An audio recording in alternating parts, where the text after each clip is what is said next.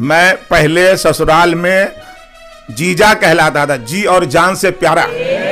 और जब उनके बच्चे हुए तो मैं हो गया फू फा माने उसकी जो है दुर्गति हो गई।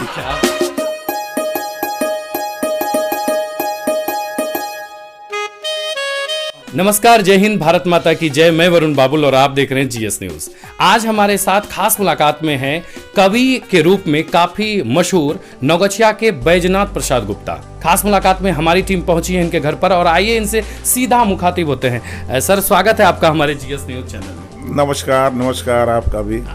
सर, काफी दिनों के बाद आज आप इंटरव्यू में आए हैं और कैसा लग रहा है आपको कि आपको नौगछिया के लोग अब काफी दिनों के बाद देखेंगे? मुझे बहुत अच्छा लग रहा है और बहुत खुशी हुई है कि मैं इस मंच से जुड़ा हुआ था और अब मैं यूट्यूब से भी जुड़ने जा रहा हूँ। अपनी कोई प्रस्तुति से शुरुआत करें कि लगे कि जो दर्शक हमारे साथ आज के इंटरव्यू को देख रहे हो उनको लगे कि नहीं, आज भी वो आदमी इतने सालों के बाद भी उसी अंदाज में। मैं पहले ससुराल में जीजा कहलाता था, जी और जान से प्यारा। क्या बात है। और जब उनके बच्चे हुए तो मैं हो गया फू फा माने उसकी जो है दुर्गति हो गई।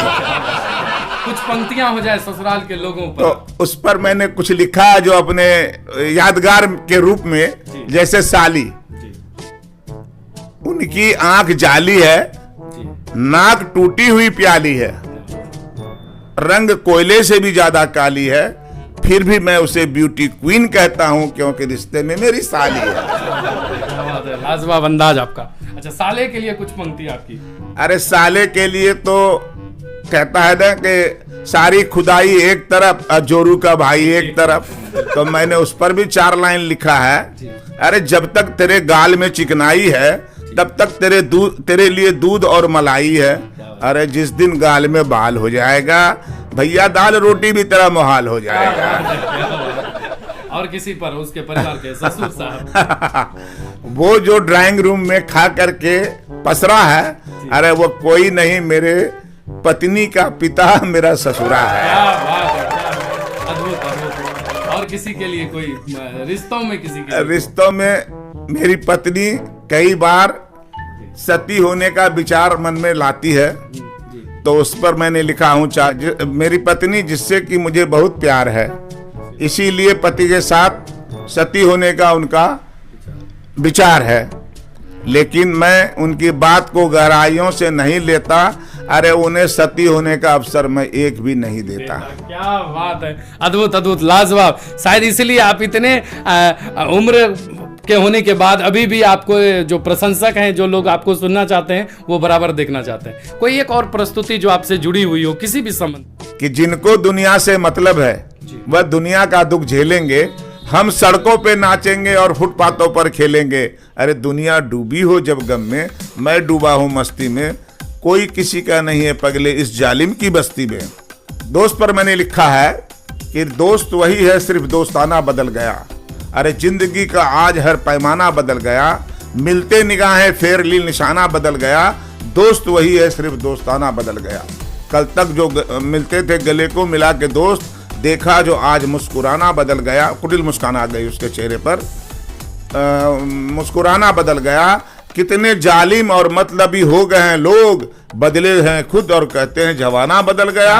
अरे दोस्त वही है, सिर्फ दोस्ताना बदल गया। अभी कितनी आयु है आपकी? मैं 77 में जा रहा हूँ।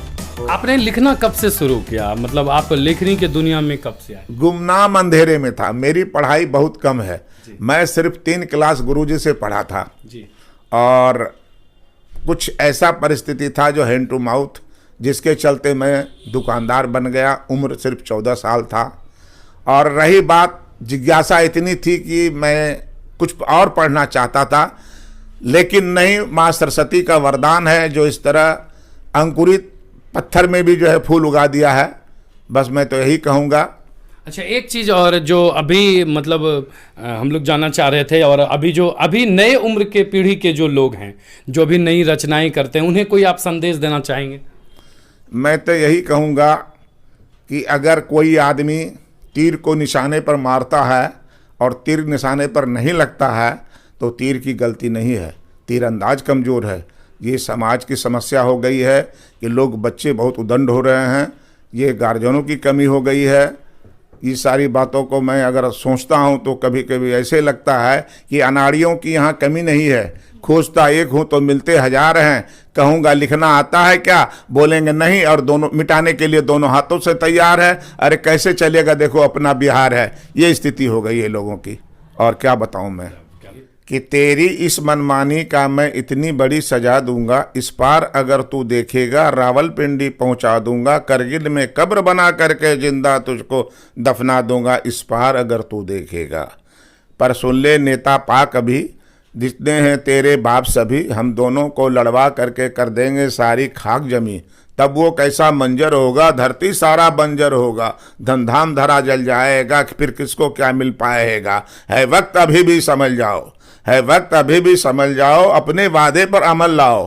अगर बात मेरी तू मानेगा तो हम भी कुछ कुछ सोचेंगे, नहीं तो फिर वही होगा, अनोखी भट्टी में झोंकेंगे। क्या बात है, क्या बात। इस भूमंडल के नक्शे से मैं नाम ही तेरा मिटा दूंगा, इस पार अगर तू देखेगा रावलपिंडी पहुंचा दूंगा, करगिल में कब्र बना करके जिंदा तुझको दफना दूंगा, इस पार अगर तू देखेगा। क्या बात है, लाजवाब। एक देशभक्ति से शुरुआत हुई है। हम चाहेंगे कि एक कविता की चंद पंक्ति हो। अभी यहाँ के जो आपने चीजों को देखा, नौगछिया के उन भी आपने देखा है जिन्होंने अपनी शहादत दे दी। बिल्कुल, मैं वीर प्रभाकर को भी जानता हूँ जो मदरौनी के निवासी थे, और ये 83 के निवासी थे वीर रतन सिंह, उस पर भी मैंने लिखा है।